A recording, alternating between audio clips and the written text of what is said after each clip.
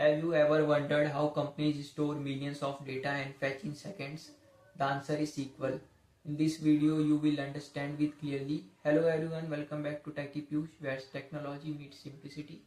My name is Piyush Singh and today I am really excited to start the SQL series with you. In this video, we will start SQL from the very basics and slowly move towards advanced with real world concepts.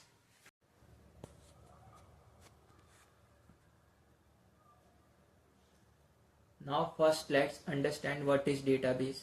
A database is an organized collection of data stored in a computer system. Instead of writing data on papers, registers or Excel files, companies stores their data in database so that it is easy to store, easy to search, easy to update and easy to secure. For real life example, think about a library. Books are arranged by categories. Each book has unique ID. You can easily find, add or remove books from library. Similarly, a database stores data in an organized way, usually in the form of tables. For real life example, a student database may contain student ID, name, course, marks. All this information is stored inside a database. Example of databases: MySQL, Oracle, SQL Server, Postgres Server. Now the big question arises, what is SQL? SQL stands for Structured Query Language. SQL is the language used to communicate with database. Let me say that again very clearly. Database stores the data and SQL talks to the database. Using SQL we can insert new data into database, fetch existing data from database, update records and delete records from database. In simply we can say that database is the house and SQL is the key of the house. Without SQL you cannot talk to the database. Without a database, SQL has no meaning. They work together.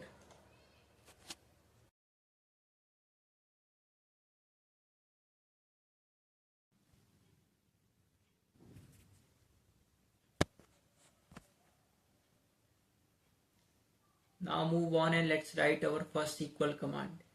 Type this: create database and the name of the database. Now here create means we want to create something. Database tells SQL what we are creating.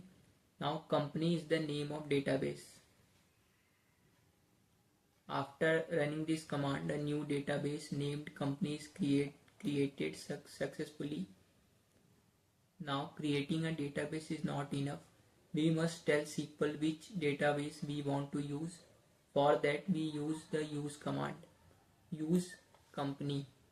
This command means SQL from now on perform all operation inside the company database. Now move on and talk about table. A table is where the actual data is stored. In real life, if a database is a cupboard, then tables are files inside the cupboard. Each table contains row and column. Row which is record and column which is fields. Let's create a table from employee.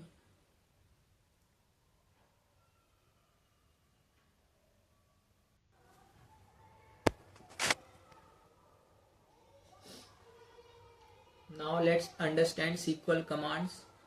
SQL commands are grouped into 4 main categories, each serving a different purpose. Think of it like a toolbox. Each tool has its own job. The first SQL command is DDL. It stands for Data Definition Language. These commands are used to define or modify the structure of database objects like table, indexes or schemas. Common DDL commands are create, alter, drop, truncate. Create is used for to create table in database. Alter is used for to modify existing table. Drop is used for to delete table in database. Truncate is used for to remove all the data from a table quickly. Remember, DDL commands change the structure, not the data itself. The second command is DML, stands for Data Manipulation Language. These commands deal with the data inside the table, not the table structure. Common DML commands are insert, update, delete, select. Insert to add new record in database. Update is used for to modify existing data in database. Delete is used for to remove records in database. Select to retrieve data from database. Think of DML as handling the actual content inside the database table. The third command is DCL. DCL stands for Data Control Language. These commands are used to control access and permission in database. Common DCL commands are grant and revoke. Grant give permission to user, revoke to remove permission from user. Fourth and last command is TCL, stands for Transaction Control Language. These commands manage transaction in a database, ensuring data integrity. Common TCL commands are commit, rollback, save point. Commit is used for save changes permanently. Rollback is used for undo changes.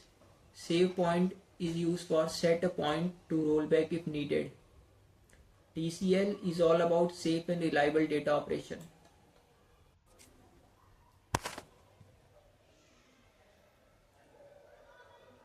Now move on and let's understand constraint. Let me ask you a simple question. Can we allow wrong data inside a database? The answer is no.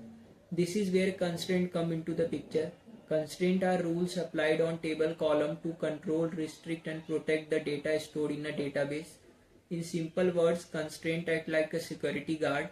They allow only valid and meaningful data into the table. So why constraints are important? Because constraints maintain data accuracy in database. Constraints prevent duplicate record in tables. Constraints avoid null or invalid values in table. Constraints ensure data consistency. Constraints improve data reliability. Without constraint, a database becomes messy and unreliable. So there are 6 major constraints in SQL. The first one is not null. Second one is unique. Third one is primary key. Fourth one is foreign key. Fifth one is check. And the last one is default. So let's understand each one by one in brief. The first constraint is not null constraint. The not null constraint ensures that a column cannot have empty value. If a column is marked by not null, you must provide a value. If you try to insert null, SQL will reject the data. The second constraint is unique constraint. The unique constraint ensures that no duplicate values are allowed in a column. Each value must be different. So two users cannot have the same emails. Unique allow one null value but no duplicate. Third constraint is primary key constraint. The primary key uniquely identify each record in a table. The function of primary key is cannot be null, cannot have duplicate values, only one primary key as per table. Primary key equal to not null plus unique value.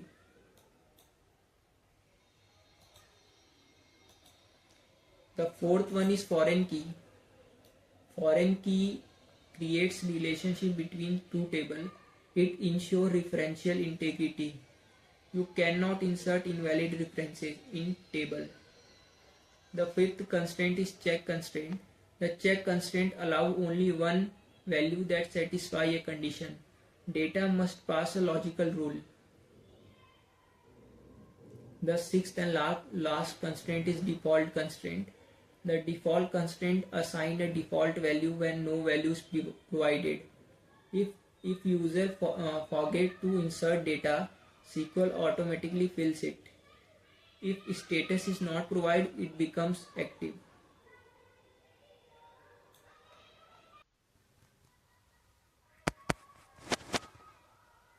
Now move on operators. Operators are the decision maker of SQL. They help SQL compare, calculate, filter and evaluate data. An operator in a SQL is a symbol or keyword that perform an operation on one or more values and produce a result. In simple words, operator tells Python what to do with data.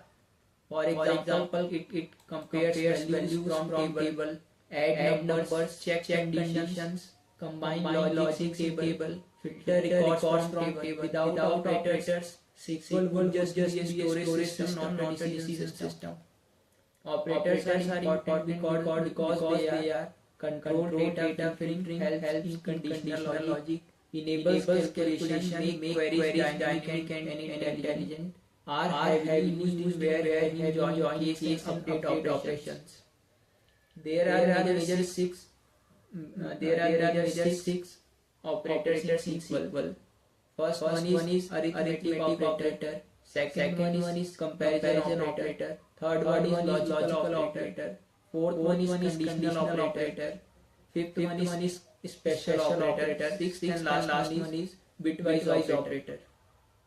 Let's understand one by one in depth. First, let's start with arithmetic operator. Arithmetic operators are used to perform mathematical calculations. For example, addition, subtraction, multiplication, division, modulus, which is redundant. For example, select salary plus 500 as update salary from employee. This query add a bonus to employee salary. Arithmetic operators are mainly used in salary calculation, discounts, taxes, and percentage analysis. Second operator is comparison operator. Comparison operators are used to compare two values. For example, equal to, not equal to, greater than, less than, greater than, equal to, or less than, equal to. For example, select from all table name where salary greater than 30,000. This query returns employee earning more than 30,000. Comparison operator are the backbone of printing data. Third operator is logical operator. Logical operator are used to combine multiple conditions. There are three logical operators: and, or, and not. For example, select from all table name which is employee, where department ID and salary is greater than 40,000. This returns employees who satisfy both conditions. Logical operators SQL logic just like humans. Fourth operator is conditional operator. Conditional operator are used to handle decision making logic. For example, in between like and case. For example, select from all table name employee, where department in HR, IT, finances. Same as example between like case. Conditional operators make SQL smart and expressive. Now move on fifth operator, which is special operator. These operators handle special conditions, especially missing or new data. Special operator are is null, is not null, exists, any and all. For example, select from all table name employee where manager ID is null. This find employee without manager. Special operators are extremely useful in real-world database. Sixth and last operator is bitwise operator. Bitwise operator works on binary values. For example, bitwise and bitwise or. They are used low-level systems, flags, permissions, and performance critical system. Not daily uses but for advanced understanding.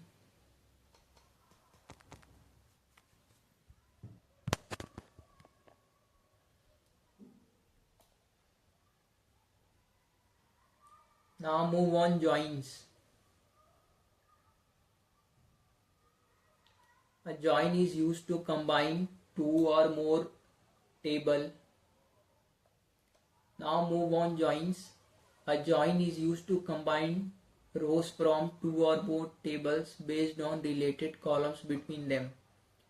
Think of join like a bridge. A bridge connects to land. Same here, a join connects to table. Without join, your data is isolated. With join, your data become meaningful. So see here, these two tables we have created. Now the question arises why join is required. Joins are used because of data normalization, avoiding redundancy, better performance, and real-world applications. Now there are 5 major types of join in SQL. First one is inner join. Second one is left join, which is also called left outer join. Third one is right join, which is also called right outer join. Fourth one is full join. Fifth one is self join.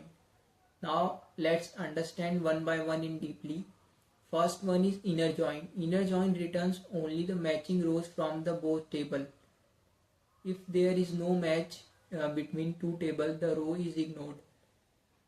For example, select dot table 1, which is customer dot selected column name, comma table 2, which is orders dot selected column amount from table 1, which is customer, inner join table 2, which is order, on customers dot selected column customer ID equal to table 2 dot selected column, which is customer ID.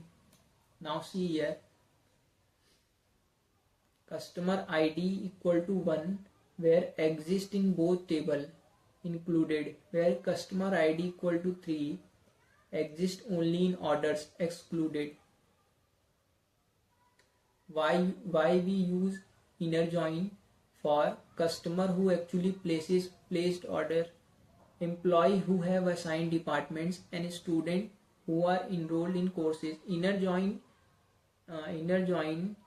give the exact match only from the both table. Second is left join, which also called left outer join. Left join returns all rows from the left table and matching rows from the right table. If no match exists, null is returned. For example, select table 1 dot selected column name, comma table 2 orders dot selected column amount from table 1 customers, left join table 2 orders, on customer dot selected column customer ID equal to table 2 orders dot selected column customer ID. All, so the result is all the customer are shown, customer without orders, comma amount become null. So why we use left join? Because of all customer, even those who never ordered, and all employees, even if no project is assigned. Left join return the left table always matters.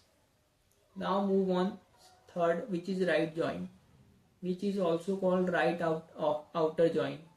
Right join returns all rows from the right table and matching rows from the left table. Give me everything from the right table. For example, select from customer dot name, comma orders dot amount from customers, right join orders on customer dot customer ID equal to orders dot customer ID. So the result is all orders are shown, orders without customer and customer name become null. Why we use right join? Because it return right table information. Many professionals prefer left join by switching table position instead of using right join. Fourth one is right join, which is full outer join. Full join returns all rows and from both table and matching and non-matching columns. Matching and non-matching rows. Show me everything from both sides of the table. For example, select customer dot name orders dot amount from customer, full join orders on customer dot customer ID equal to order dot customer ID. So the result is matching rows from combined and non-matching rows, which is null.